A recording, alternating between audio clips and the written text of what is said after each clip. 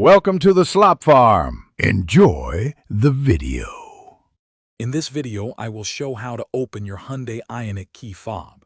First, locate the small release button on the side of your key fob. Press this button firmly and then pull out the emergency key blade. This action reveals a small slot where the key blade was previously housed.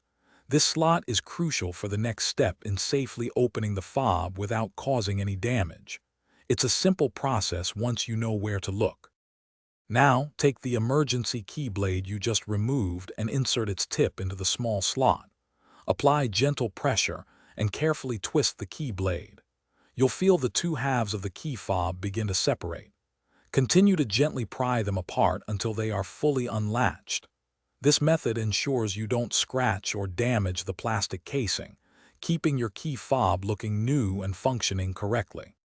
Once the key fob is open, you'll see the coin cell battery inside. Before removing it, pay close attention to its orientation, noting which side is facing up. Gently pry out the old battery. Now, take your new CR2032 battery and insert it with the positive side facing upwards, matching the orientation of the old one. This ensures proper contact and functionality for your key fob. To reassemble your key fob, carefully align the two halves. Make sure all the internal components are properly seated before gently pressing the halves back together. You should hear a satisfying click as they securely latch. Finally, slide the emergency key blade back into its slot until it locks into place.